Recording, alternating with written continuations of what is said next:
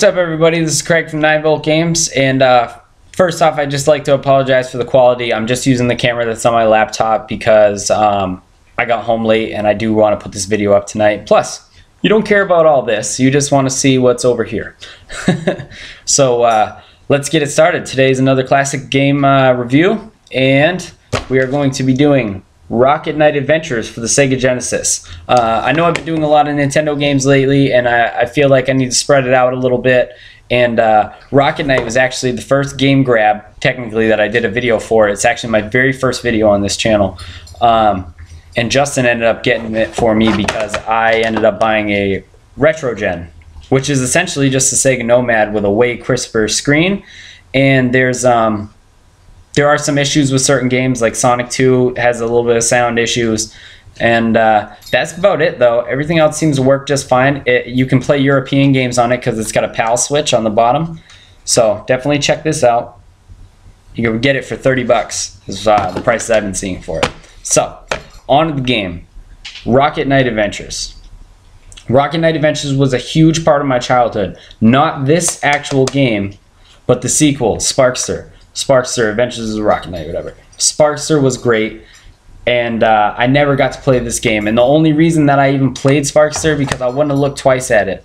I wouldn't even picked it up in the store because it came out at that time where all the clones were coming out. And if you're a child in the 90s, you know exactly what I'm talking about with the clones. The same thing happened in the 80s with Mario. Everybody wanted to jump on board with what was popular at the time, and Sonic exploded in this whole thing of, hey, let's take a fuzzy animal and make him go fast and he can jump on stuff, like Bubsy. Actually, Bubsy was pretty cool. But it came out among the clones, and I believe it didn't get widely ignored simply because they did remake it sort of as a sequel on the Xbox Live and the PS3. It was the Rocket Knight HD. And it wasn't the same game. It was kind of offensive to people who played this back in the day because it was dumbed down. It was really, really dumbed down. This game was good. Not as good as the sequel, but if I was to actually give it a score, I'll be up front right now, and I'll say I'll give this a 3 out of 5. Simply because it's not as good as the sequel, and I played the sequel first, so keep that in mind. However, if you do want to go back and play Sparkster, play this one first. I wish I would have done that back in the day. So how did I even get introduced to it? My grandma bought it for me for Christmas one year.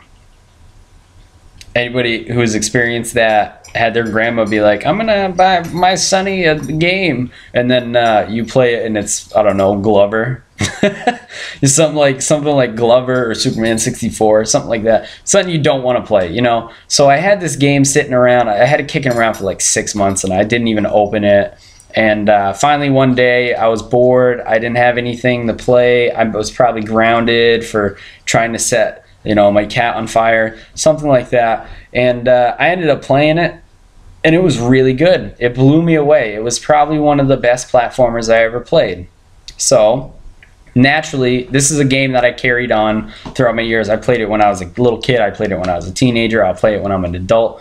And Rocket Knight Adventures, I'm going to out myself again. Okay, I don't condone piracy in any way, shape, or form. I don't condone it. I don't condone you to do it. However, if your only way to play Rocket Knight Adventures is to use a ROM, then do it, because the game is simply amazing. You play as a furry animal.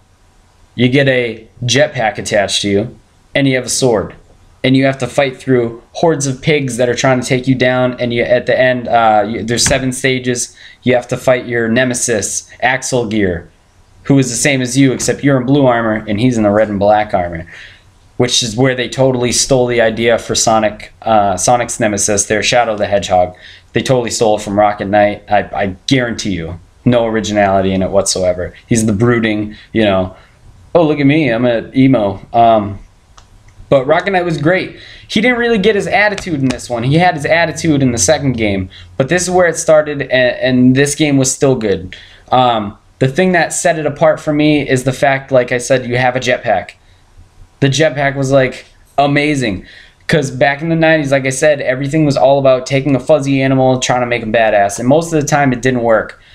However, if you strap a jetpack to an opossum, which I'm pretty sure me and my cousin Jay tried to do at one point, and then you give him a sword.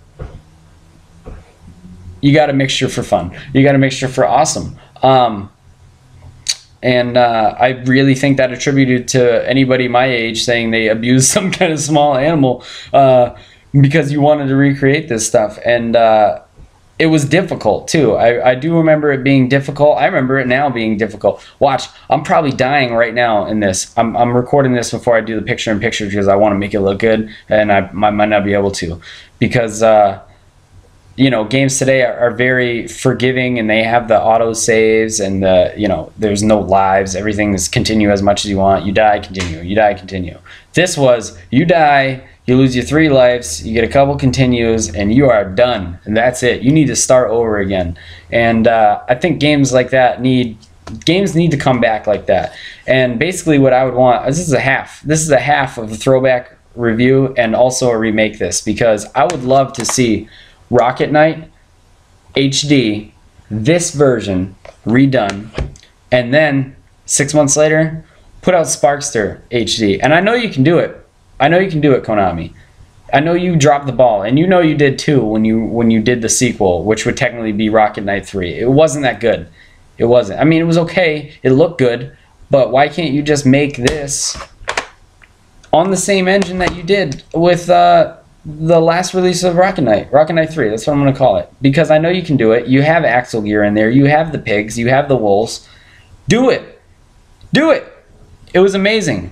And if you're a classic gamer, you don't have this in your collection, I'm not going to be mad at you. I understand why. Look at the cover. It's real corny. You should have Sparkster, though, because that cover is pretty badass. And in fact, I'm trying to get my hands on another copy of Sparkster for the Genesis. They have Sparkster for the Super Nintendo, but it is a different game. The Genesis one, to me, is the superior one. But that's one thing that they did back in the day, too. If it was on separate systems, they were different games. Now, I think that everybody should play Rocket Knight. I think everybody should play Sparkster. I'm trying to get my hands on another copy of Sparkster, and when I do, I'm going to review that one as well, because I can tell you right now, I might still play it on ROMs, but Sparkster is one of the definitive platforming games of my generation, and a lot of people missed out on it, and I think you should just go back and play it, because I need to get another copy of it. I'm actually going to do a classic game grab, and I'm going to put it up Sunday, because I'm going to a place called Hey, chill out, hey. Anyways, I'm going to a place called the Video Game Castle in Chicopee, Mass. Hopefully I'll be picking it up. Pick this game up if you see it. Please, please, please. I can't tell you enough. I can't stress enough. This game is good, and it is a classic for the Sega. Thank you guys for watching.